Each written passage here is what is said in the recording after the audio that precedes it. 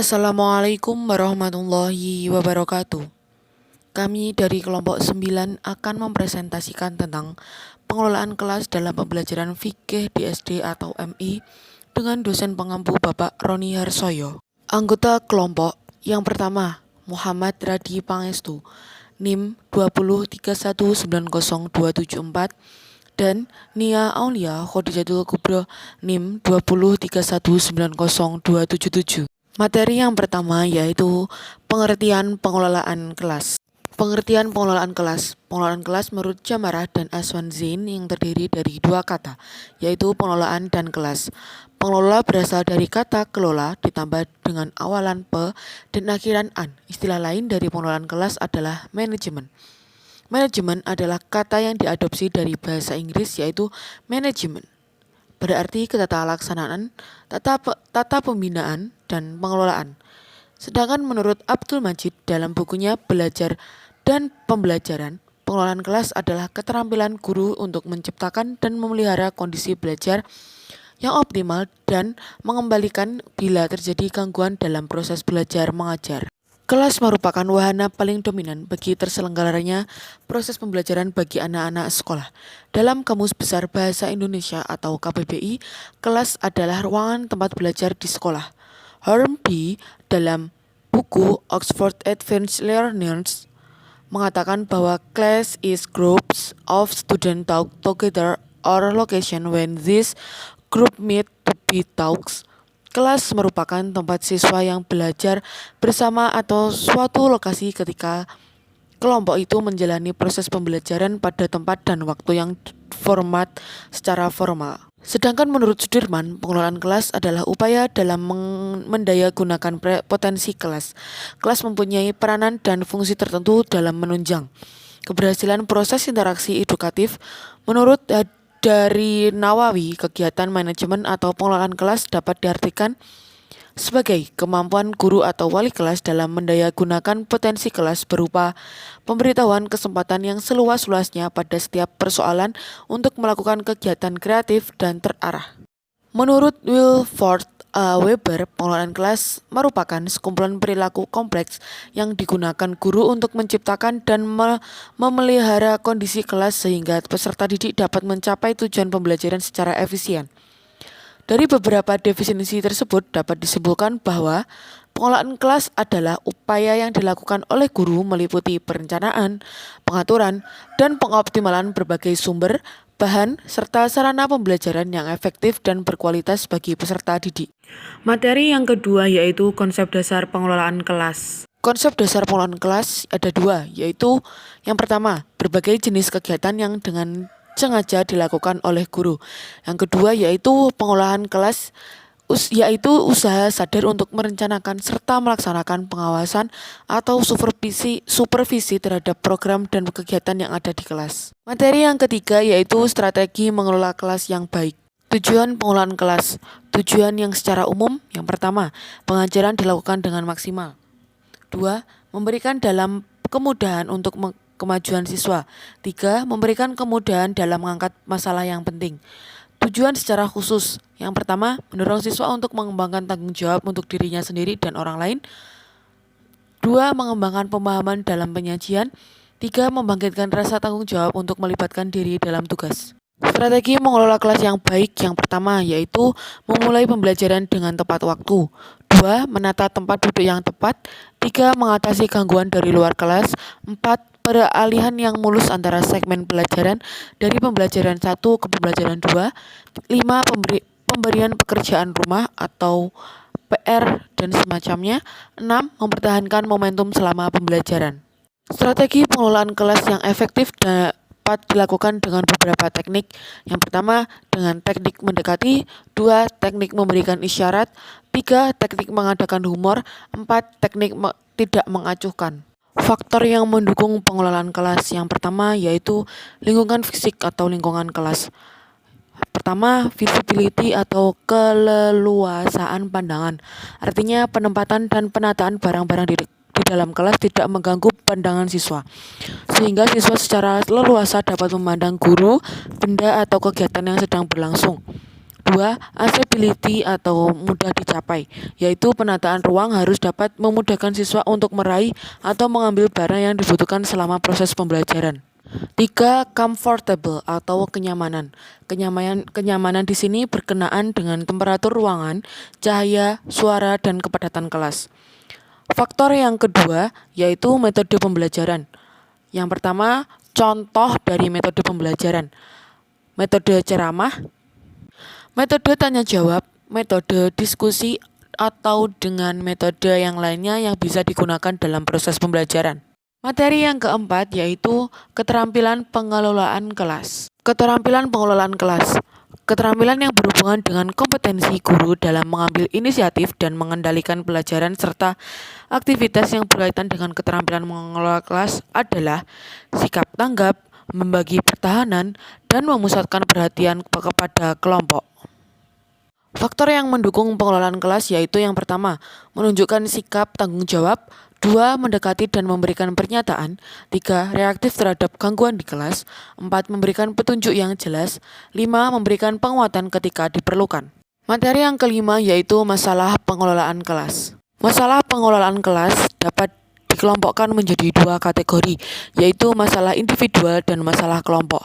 Meskipun seringkali perbedaan antara kedua kelompok hanya merupakan perbedaan teknik saja, teknik pengelolaan kelas seorang guru akan efektif apabila ia dapat mengidentifikasi dengan tepat hakikat masalah yang sedang dihadapi, sehingga pada gilirannya ia dapat memilih strategi penanggulangan yang tepat. Yang selanjutnya yaitu penataan ruang kelas yang kondusif dan menyenangkan. Beberapa hal yang harus diperhatikan dalam mendesain lingkungan kelas yang ideal dan mendukung bagi pembelajaran peserta didik adalah sebagai berikut. Yang pertama ialah tata ruang kelas. Pada prinsipnya, sistem belajar yang kita anut di sekolah dasar adalah sistem klasikal. Tetapi ada beberapa metode mengajar yang tidak selalu memakai sistem klasikal. Misalnya metode eksperimen, diskusi kelompok, dan lain sebagainya. Dalam penataan ruang kelas, almari kelas dapat ditempatkan di samping papan tulis atau di samping meja guru. Jika ada almari kelas tambahan dapat ditaruh di belakang kelas. Sebaiknya almari tersebut terbuat dari kaca untuk menyimpan piagam, fandel, dan kepustakaan kelas. Pengaturan tempat dan perabot kelas dapat dipindah-pindah sesuai dengan keadaan atau kondisi setempat. Yang kedua yaitu menata perabot kelas. Yang pertama, papan tulis. Papan tulis harus cukup besar dan permukaan dasarnya harus rata. Warna dasar papan tulis yang mulai menipis atau belang harus segera dicat ulang. Papan tulis harus diletakkan di depan dan cukup cahaya dan penempatannya tidak terlalu rendah, tidak terlalu tinggi. Yang kedua yaitu meja kursi guru. Ukuran disesuaikan dengan standar yang ada, ditempatkan di tempat yang strategis. Yang ketiga, meja kursi peserta didik.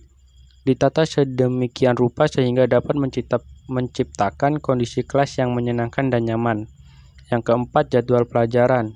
Ditempatkan di tempat yang mudah dilihat. Yang kelima, papan absensi. Ditempatkan di sebelah papan tulis atau di dinding samping kelas. Yang keenam, kalender pendidikan. Ditempel pada tempat yang mudah dilihat. Yang ketujuh, gambar-gambar. Posisi penempatan disesuaikan dengan ketentuan yang berlaku. Yang delapan, tempat cuci tangan dan lap diletakkan di depan kelas dekat pintu masuk. Yang kesembilan, tempat sampah diletakkan di sudut kelas. Besar kecilnya tempat sampah disesuaikan dengan kebutuhan. Yang berikutnya yaitu sikap guru dalam pengelolaan kelas. Untuk memperkecil masalah gangguan dalam pengelolaan kelas, hendaknya guru bersikap yaitu yang pertama, hangat dan antusias. Guru yang hangat dan akrab pada murid akan menunjukkan antusias pada pengerjaan tugasnya. Yang kedua, menggunakan kata-kata, tindakan, cara kerja, dan bahan-bahan yang menantang demi meningkatkan gairah belajar murid. Yang ketiga, bervariasi dalam penggunaan alat atau media pola interaksi antara guru dan murid. Yang keempat, guru luwes untuk mengubah strategi mengajarnya. Yang kelima, guru harus menekankan pada hal yang positif dan menghindari pemusatan perhatian pada hal yang negatif. Yang keenam, guru harus disiplin dalam segala hal. Yang selanjutnya yaitu peran guru dalam pengelolaan kelas. Pada dasarnya, proses belajar mengajar merupakan inti dari proses pendidikan secara keseluruhan. Guru merupakan salah satu faktor yang penting dalam menentukan berhasilnya proses belajar mengajar di dalam kelas. Oleh karena itu, guru dituntut untuk meningkatkan peran dan kompetensinya. Guru yang berkompeten akan lebih mampu menciptakan lingkungan belajar yang efektif dan akan lebih mampu mengelola kelasnya sehingga hasil belajar siswa berada pada tingkat yang optimal. Menurut Adam dan Dickey mengemukakan bahwa peranan guru dalam proses belajar mengajar harus mencakup guru sebagai demonstrator, guru sebagai evaluator, guru sebagai pengelola kelas, dan guru sebagai fasilitator. Yang selanjutnya yaitu pendekatan dalam pengelolaan kelas. Pendekatan dalam proses pengelolaan kelas adalah pertimbangan yang mendasar dan komprehensif yang melatar belakangi penggunaan teknik-teknik tertentu dalam pengelolaan kelas. Pengelolaan kelas menurut Jamarah dan Aswanzain mengemukakan bahwa pengelolaan kelas umumnya didekati dari bidang pengetahuan psikologi, sosiologi, dinamika, kelompok, dan manajemen. Menurut James Cooper dan kawan-kawan, mengelompokkan pendekatan dalam pengelolaan kelas menjadi 3 pendekatan, yaitu pendekatan modifikasi tingkah laku, pendekatan hubungan sosial emosional, dan pendekatan proses kelompok. Ada 8 pendekatan yang dapat dilakukan oleh guru dalam mengatur atau mengelola kelas. Menurut Jamarah dan Aswanzain, pendekatan yang lumrah dilakukan oleh guru dalam pengelolaan kelas atau mengelola kelas diantaranya yaitu yang pertama yaitu pendekatan otoriter atau kekuasaan. Pendekatan otoriter yang dimaksud adalah bagaimana menanamkan dan memberikan pengertian kepada siswa bahwa di dalam hidup dan kehidupan manusia dianut norma yang harus dipatuhi oleh anggotanya. Norma yang dianut adalah dalam rangka mendisiplinkan para anggotanya dengan kegiatan belajar mengajar di sekolah atau di kelas. Terdapat norma yang harus ditaati dan dipatuhi khususnya oleh siswa. Pihak yang diberikan otoritas untuk menegakkan disiplin kelas adalah guru. Selain itu, pendekatan merupakan proses untuk mengontrol tingkah laku peserta didik. Kekuasaan dan norma yang mengikat untuk ditaati oleh peserta didik adalah landasan untuk menciptakan kedisiplinan. Yang kedua yaitu pendekatan intimidasi atau ancaman. Pendekatan ancaman dalam manajemen kelas adalah pendekatan yang dipakai untuk mengontrol tingkah laku peserta didik di dalam kelas. Pendekatan ancaman di dalam kelas dapat diimplementasikan melalui papan larangan, sindiran saat belajar, dan paksaan kepada peserta didik yang membantah. Semuanya ditujukan agar peserta didik mengikuti apa yang diinstruksikan oleh guru. Pendekatan ini dilakukan untuk memberikan kesadaran dan efek jera kepada peserta didik agar ia mampu belajar sesuai dengan tujuan pembelajaran. Yang berikutnya yaitu pendekatan permisif atau kebebasan. Pendekatan permisif adalah pendekatan yang menekankan perlunya memaksimalkan kebebasan peserta didik. Tema sentral dari pendekatan ini adalah apa, kapan, dan di mana juga guru hendaknya membiarkan peserta didik bertindak bebas sesuai dengan yang diinginkannya. Peranan guru adalah meningkatkan kebebasan peserta didik, sebab dengan itu akan membantu pertumbuhannya secara wajar. Campur tangan guru hendaknya seminimal mungkin, dan berperan sebagai pendorong mengembangkan potensi peserta didik secara penuh. Yang keempat yaitu pendekatan instruksional. Pendekatan instruksional adalah pendekatan yang mendasarkan kepada pendirian bahwa pengajaran yang dirancang dan dilaksanakan dengan cermat akan mencegah timbulnya sebagian besar manajerial kelas. Pendekatan ini berpendapat bahwa manajerial kelas yang efektif adalah hasil perencanaan pengajaran yang bermutu. Dengan demikian, peranan guru adalah merencanakan dengan teliti pelajaran yang baik. Kegiatan belajar yang disesuaikan dengan kebutuhan dan kemampuan setiap peserta didik. Oleh karena itu, para pengembang pendekatan instruksional menyarankan guru dalam mengembangkan strategi manajemen kelas memperhatikan hal-hal berikut ini. Yang pertama, menyampaikan kurikulum dan pembelajaran yang menarik, relevan, dan sesuai. Yang berikutnya, menerapkan kegiatan yang efektif, menyediakan daftar kegiatan rutin kelas, memberikan pengarahan yang jelas, menggunakan dorongan yang bermakna, memberikan bantuan mengatasi rintangan, merencanakan perubahan lingkungan, dan yang terakhir, mengatur kembali struktur situasi. Yang berikutnya ialah pendekatan tingkah laku. Pendekatan pengubahan perilaku didasarkan pada prinsip-prinsip psikologi behaviorisme. Prinsip utama yang mendasari pendekatan ini adalah perilaku merupakan hasil proses belajar. Prinsip ini berlaku baik bagi perilaku yang sesuai maupun perilaku yang menyimpang. Pendekatan pengubahan tingkah laku dibangun atas dua anggapan dasar. Yang pertama, ada 4 proses yang perlu diperhitungkan dalam belajar bagi semua orang pada segala tingkatan umur dan dalam segala keadaan. Yang kedua, proses belajar itu sebagian atau seluruhnya dipengaruhi atau dikontrol oleh kejadian-kejadian yang berlangsung di lingkungan. Dengan demikian, tugas pokok guru adalah menguasai dan menerapkan keempat proses yang telah terbukti bagi kaum behavioris, merupakan pengontrol tingkah laku manusia, yaitu penguasaan positif, yaitu memberikan stimulus positif berupa ganjaran atau pujian terhadap perilaku atau hasil yang memang diharapkan. Yang kedua, penghukuman, pemberian stimulus yang tidak menyenangkan untuk menghilangkan dengan segera perilaku peserta didik yang tidak dikehendaki. Yang ketiga, penghilangan, upaya mengubah perilaku peserta didik dengan cara menghentikan pemberian respon terhadap suatu perilaku peserta didik yang semula dilakukan dengan respon tersebut. Yang terakhir, dan penguatan negatif, peniadaan tingkah laku yang tidak disukai yang selalu diberikan kepada peserta didik. Yang selanjutnya yaitu pendekatan sosio-emosional. Pendekatan ini dibangun atas dasar bahwa pembelajaran yang efektif tergantung hubungan yang positif antara selama peserta didik maupun guru dengan peserta didik.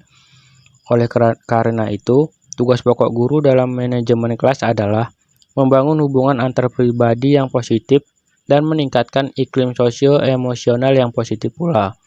Kondisi sosio-emosional yang harus dibangun oleh seorang guru meliputi yang pertama, terbinanya sikap persahabatan guru dan peserta didik dengan dasar saling memahami dan saling mempercayai.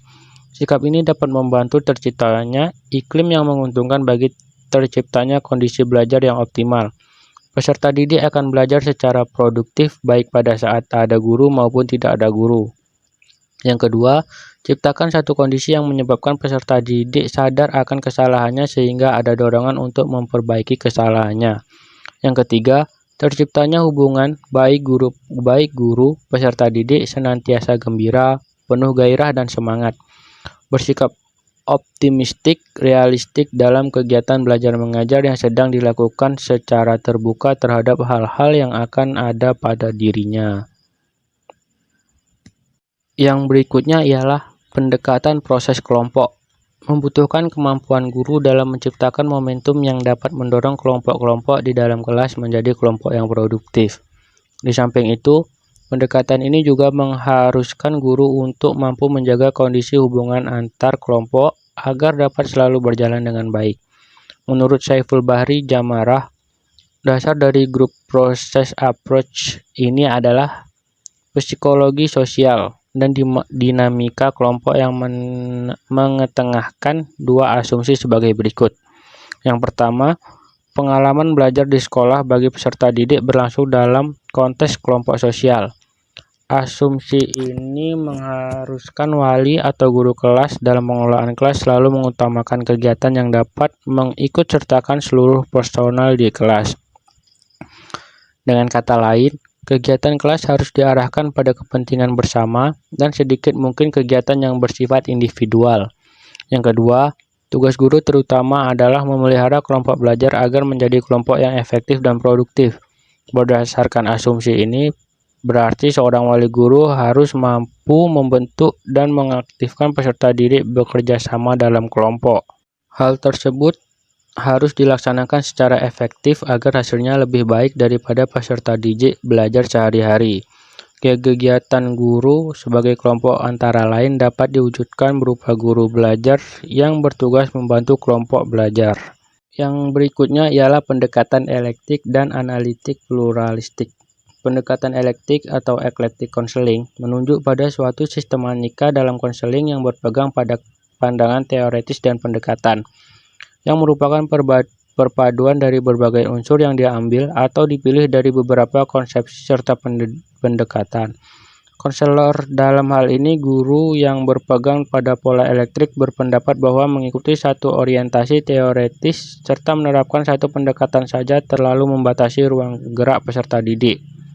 Oleh karenanya, dalam pendekatan ini guru menggunakan variasi dari sudut pandangan, prosedur, dan teknik sehingga dapat melayani masing-masing konsep sesuai dengan kebutuhannya dan sesuai dengan ciri khas masalah yang dihadapi oleh peserta didik. Dari berbagai pendekatan tersebut, seorang guru berhak memilih dan mengembangkan berbagai pendekatan dalam pengelolaan kelas sesuai dengan kemampuannya sendiri, sehingga kegiatan pembelajaran dapat berjalan dengan efektif dan efisien sesuai dengan tujuan pembelajaran yang telah ditentukan. Terima kasih telah mendengarkan dan memahami atas presentasi dari kelompok kami. Jika ada kurang dan lebihnya, mohon maaf. Tetap menjaga protokol kesehatan. Wallahul muwaffiq ila aqwamit thoriq. Wassalamualaikum warahmatullahi wabarakatuh.